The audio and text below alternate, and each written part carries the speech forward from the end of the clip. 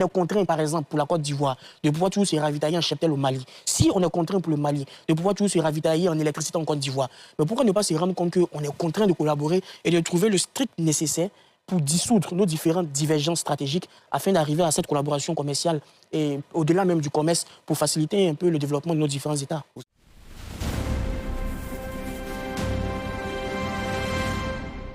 Alors que la CEDEAO tente de se réinventer à Abidjan à travers une consultation régionale visant à définir son futur stratégique, elle se retrouve confrontée à un défi majeur, l'Alliance des États du Sahel, AES.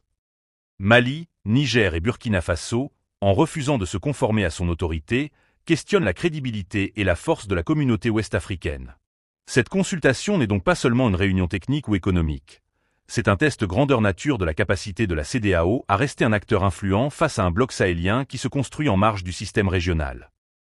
CEDEAO, aujourd'hui, la question que beaucoup se posent, est-ce toujours une communauté forte ou simplement un espace à géométrie variable depuis la sortie notamment de certains pays qui ont créé l'Alliance des États du Sahel? La Côte d'Ivoire, on le sait bien, ça a été rappelé ici, ce n'est pas n'importe quel pays.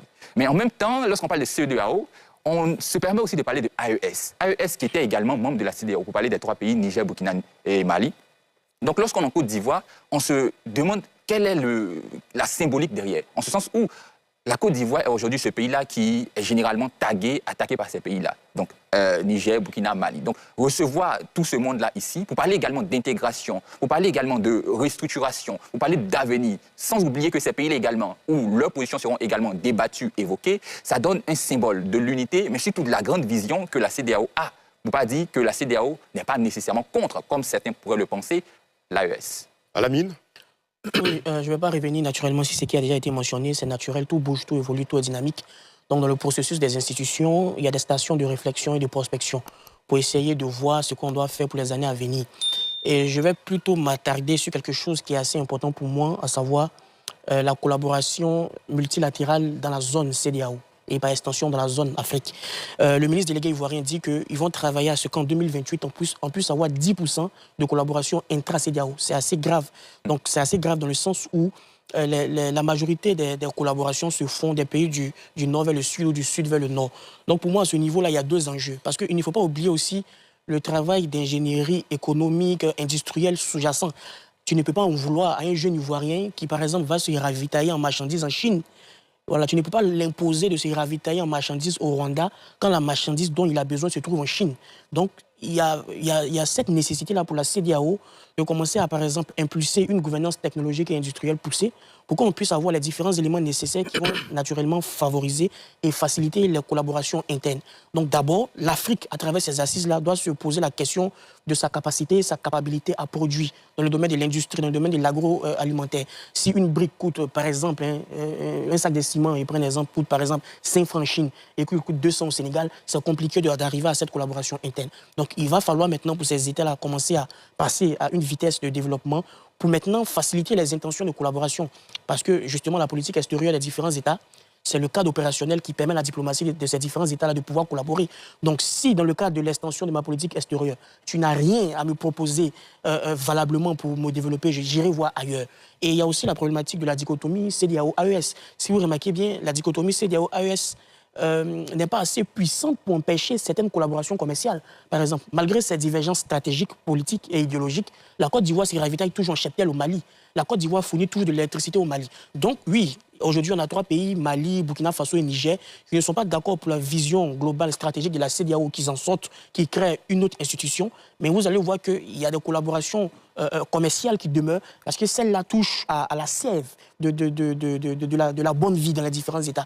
Donc, si on est contraint, par exemple, pour la Côte d'Ivoire, de pouvoir toujours se ravitailler en cheptel au Mali, si on est contraint pour le Mali, de pouvoir toujours se ravitailler en électricité en Côte d'Ivoire, mais pourquoi ne pas se rendre compte qu'on est contraint de collaborer et de trouver le strict nécessaire pour dissoudre nos différentes divergences stratégiques afin d'arriver à cette collaboration commerciale et au-delà même du commerce pour faciliter un peu le développement de nos différents États. Houssen El Khayat, vous avez posé tout à l'heure un constat alarmant, interpellateur, c'est que le commerce intra-régional ne représente que 5,7% en 2024, avec l'objectif, comme le rappelle aussi Alamine Fofana, affiché par les États membres, d'aller à 10% d'ici 2028. Mais comment on y parvient concrètement? Moi, je suis convaincu, d'abord, si on regarde plus en profondeur ce chiffre de 5,7%, on se rend compte que les échanges sont encore trop dépendants des matières premières brutes. Moi, je suis convaincu que si on veut atteindre cet objectif-là, il faut aller dans l'échange des produits finis. C'est-à-dire, c'est cela qui va engager un dynamisme. Et c'est ce qu'on observe, par exemple, dans le marché sud-asiatique, qui avait à peu près les mêmes problématiques. Quand ils sont passés à un stade de transformation des matières premières et des transformations aussi entre les populations, ça amène également plus d'intégration.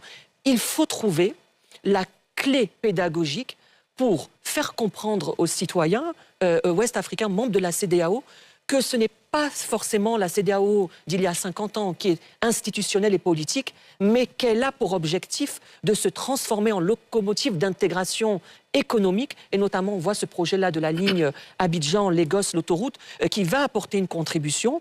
Et donc, il faut favoriser. Et puis encore, je voudrais rappeler une chose. Quand on parle aujourd'hui des échanges transfrontaliers, les gens, automatiquement, ils ont le retard de passage aux frontières. C'est un frein auquel nos autorités, et lors de cette conférence, je suis sûr qu'ils en parlent parce que c'est important. Il faut également revoir à ce niveau-là. Bogué Chadrac, 5,7% de commerce intra-régional en 2024. On veut aller à 10% d'ici 2028, quoique 10%, ça soit toujours faible par rapport à la masse que représente la population dans l'espace de la CEDEAO.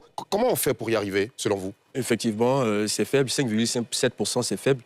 Lorsqu'on compare la possibilité, sinon la capacité des États européens à coopérer économiquement ensemble, on se rend compte que la balance est à 60%. Et il faut dire qu'à la base, la CEDEAO, on parle de Communauté économique des États de l'Afrique de l'Ouest, c'était une organisation à vocation d'intégration économique. C'est au fur et à mesure de son évolution et de l'évolution de la situation ouest-africaine que nous avons intégré des facteurs politiques, des éléments politiques au sein de l'organisation. Et cela a conduit à l'éloignement de l'organisation des réalités de la population. Pour répondre techniquement à la question, pour arriver à cela, il faudrait plutôt transformer. Il ne faudrait plus produire uniquement pour exporter de manière séparée. Il faudrait que nous puissions constituer un bloc économique puissant en transformant sur place nos matières premières, en industrialisant notre économie.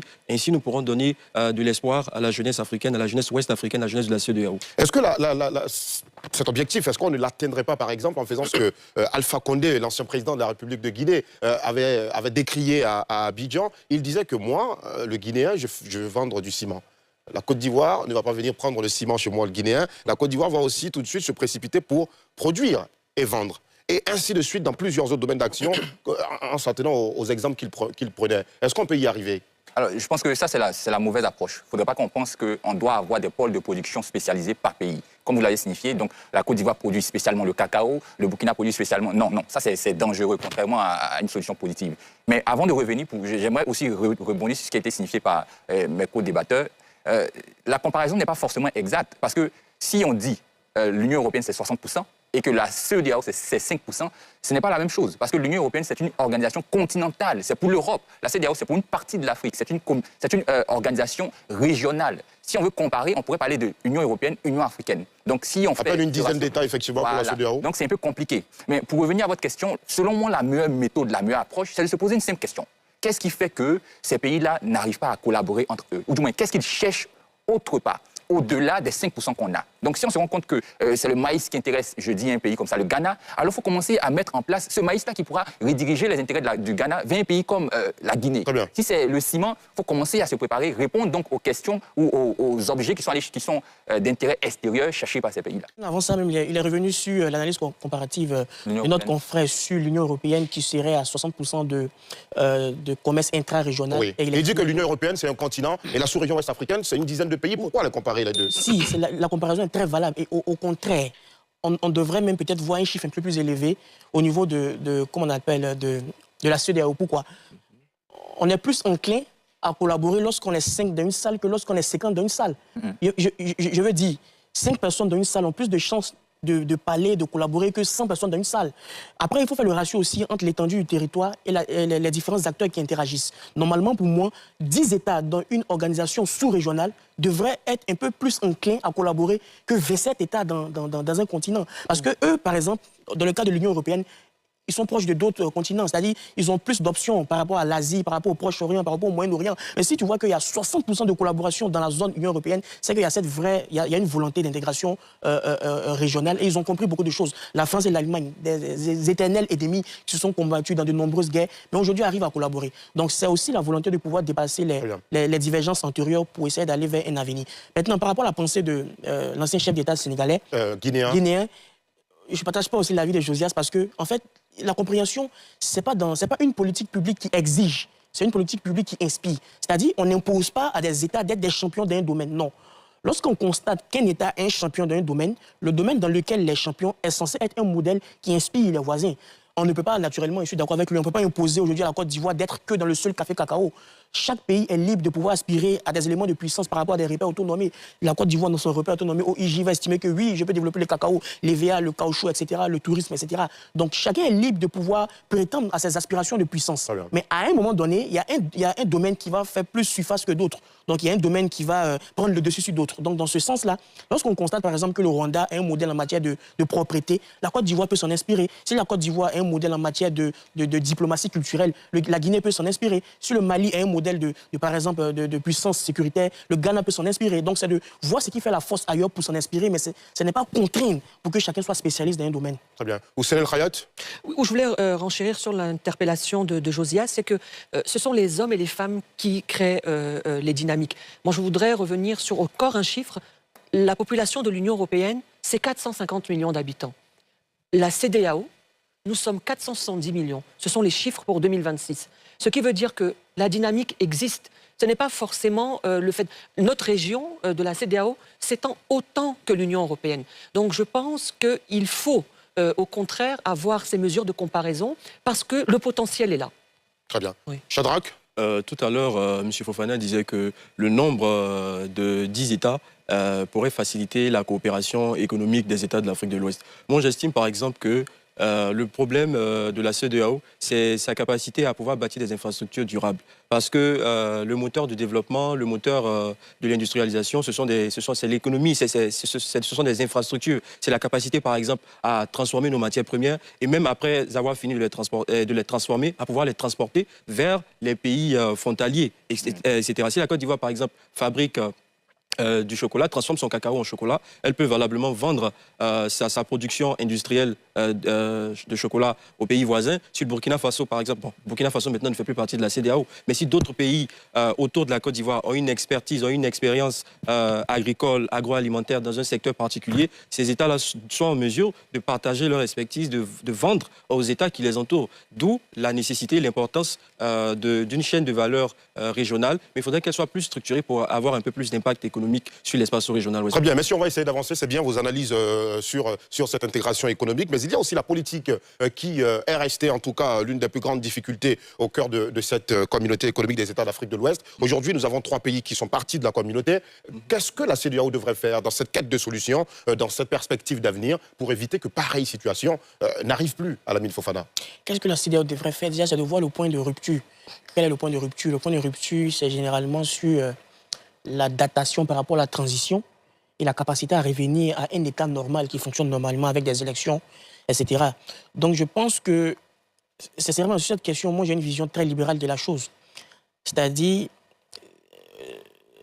le trio Mali, Burkina, Niger n'ont pas quitté la CEDEAO depuis l'année dernière.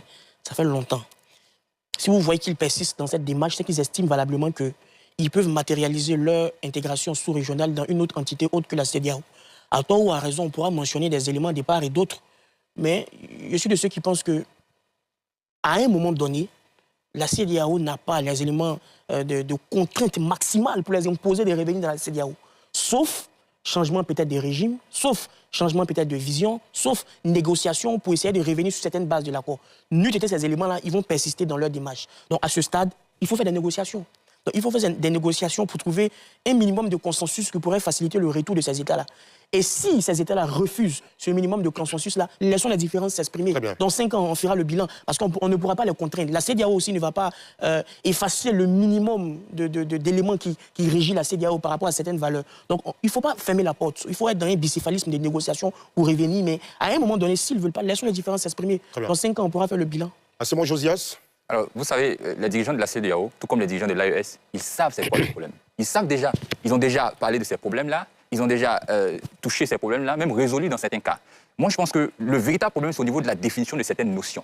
C'est quoi un président démocratiquement élu? C'est quoi un président ou c'est quoi un coup d'État?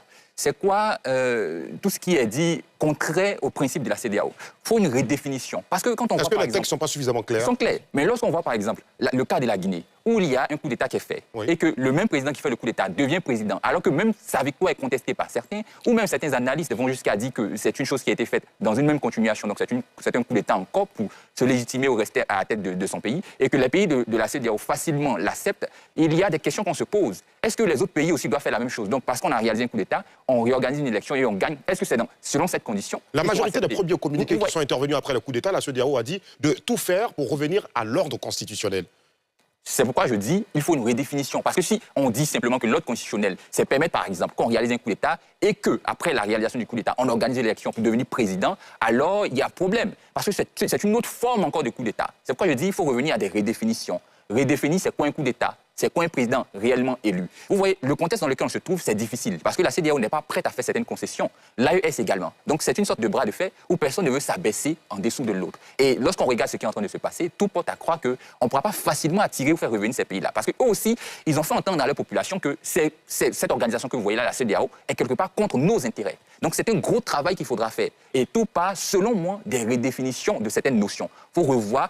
Il y a des constitutions qu'on revisite. Pourquoi pas revisiter également la charte de la CEDEAO ou plein d'autres éléments comme ça qui permettront également de revoir la réintégration et tout ce qui pourrait permettre la coopération. Bogué Shadrack.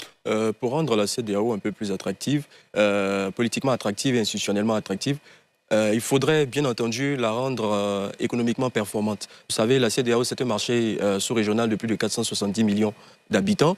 La CEDEAO est également, le modèle de la CEDEAO séduit le Maroc. Il y a le Maroc qui collabore efficacement avec la CEDEAO et qui avait l'intention même d'intégrer l'organisation sous-régionale ouest-africaine. Donc pour que la CEDEAO aujourd'hui puisse attirer, sinon puisse faciliter le retour des États qui étaient avec nous avant, il faudrait qu'elle soit en mesure d'être économiquement performante, de pouvoir attirer, de pouvoir solidifier son ossature économique. Et le fait de parler d'espace sous-régional ouest-africain, ça reste un slogan, tant qu'il n'y a pas de volonté politique forte et de mécanismes contraignants pour bâtir cette ossature économique et rendre la CEDEAO plus attractive. Très bien. Houssen El Khayat, comment est-ce qu'on empêche le scénario à l'AES où on voit des pays quitter la communauté pour aller en créer d'autres? D'abord, moi, je suis convaincu qu'il faut laisser partir ceux qui veulent partir. Il ne faut pas perdre de temps et de l'énergie avec ça. Le volet politique, malheureusement, il est un peu éclipsé par le volet sécuritaire. Et je pense que ce que la CEDEAO a fait avec l'exemple du Bénin dernièrement est une bonne chose. Il ne faut plus parler avec que des mots, mais il faut imposer l'ordre constitutionnel et que cela soit fait. Et pour finir, je dirais que avec cette conférence qui se déroule, la clé pédagogique pour davantage d'intégration, trouver d'autres perspectives parce qu'elles sont déjà là. L'Afrique, c'est plus de 50 pays. Comme vous l'avez rappelé tout à l'heure, le Maroc est très intéressé, mais il y a aussi d'autres pays. Et je pense que les perspectives sont bonnes. Le temps nous dira si le choix des pays de l'AES était le bon, nous leur souhaitons. Mais en tout cas, au niveau de la CEDEAO, les perspectives sont là. Avant de refermer ce premier chapitre, messieurs, la vision 2050 de la CEDEAO parle d'une communauté économique des États de l'Afrique de l'Ouest, des peuples. La CEDEAO des peuples. Et pourtant, dans beaucoup de nations aujourd'hui, la CEDEAO est critiquée fortement par les populations, notamment par la jeunesse, qui y voit entre griffes une simple association, certains disent même un syndicat de chefs d'État. Comment est-ce qu'on arrive à redorer l'image d'une communauté bâtie avec des objectifs ô combien nobles aujourd'hui en 2026 à la mine? CEDEAO des peuples, pour moi, il y a une grosse part d'éducation politique. Très bien. Je le disais tantôt, c'est un processus de socialisation qui s'est fait sur une longue période. Vous allez voir que la majorité des dirigeants des pays de l'AES étaient des militaires. Le Burkina Faso, le Mali, vous allez voir que la majorité de ces dirigeants étaient des militaires. A contrario, quand vous prenez des pays comme la Côte d'Ivoire et le Sénégal, la majorité des dirigeants étaient des universitaires. Donc, au fil des ans, il y a un processus d'éducation et de socialisation tacite. Donc, vous allez voir ces derniers-là, ils sont habitués, même par exemple, nous, en Sciences Po, les étudiants qui sont en sécurité et défense, ils emploient plus le terme éliminer que négocier.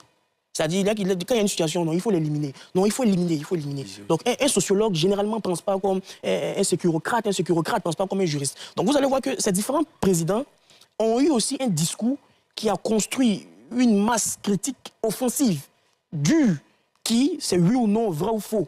Automatiquement, lorsqu'il y a une action dans la sous-région, ce n'est pas pour injurer, mais la faculté de voir derrière ce qui est apparent est très restreinte. On se dit automatiquement, oh, les ennemis, les traites de l'Afrique. Vous allez voir, Oufoué en a souffert. Oufoué, l'espion français, le traite de l'Afrique. Le président Alassane Ouattara, il est toujours accusé par ces pays-là de vouloir déstabiliser. Donc, pour moi, ça ne se fait pas seulement dans des simples bureaux climatisés, par des sommets, dans des salles. C'est un vrai processus d'éducation. Peut-être au niveau de la CEDEAO, qu'est-ce qu'il faut faire? Peut-être voir une institution ou bien, voilà, qui va faire peut-être ce travail d'éducation dans la sous-région pour essayer de faire comprendre les enjeux. Et c'est aussi le rôle aussi des ONG, des think tanks, des cellules de réflexion pour essayer de multiplier les séminaires, les conférences, les panels.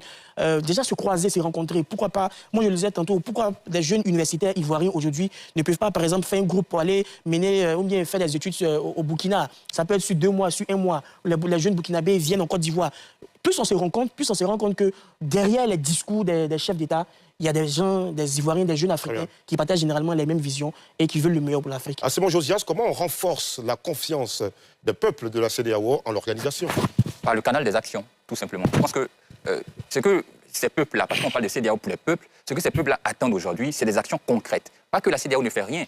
Mais aujourd'hui, quand la CEDEAO produit un communiqué dans le cadre de l'Iran pour dire on appelle au cessez-le-feu, on appelle à ce que tout revienne dans l'ordre, vous allez voir que certains jeunes vont commencer à rire. Vous savez pourquoi? Parce qu'ils se disent que la CEDEAO ne pèse pas dans un tel débat. En fait, ce que la CEDEAO doit faire aujourd'hui, c'est de prouver qu'elle est à la hauteur d'un certain niveau. La CEDEAO doit poser des actions. Et posons ces actions, plus communiquer aussi, pour montrer qu'aujourd'hui on a fait ceci, aujourd'hui on a atteint cela, on a réalisé ceci. Pour permettre à ce que plus de jeunes puissent voir plus clairement qu'est-ce que la CEDEAO fait, comment est-ce que la CEDEAO fait et quels sont les défis qui attendent la CEDEAO. La CEDEAO est à la croisée des chemins. Ses décisions à Abidjan pourraient redéfinir son rôle dans toute l'Afrique de l'Ouest, mais face à l'AES, son autorité sera scrutée et jugée. L'avenir du bloc régional dépendra désormais de sa capacité à convaincre, intégrer et peser sur ses membres dissidents, ou de risquer de voir son influence se réduire à une simple façade diplomatique.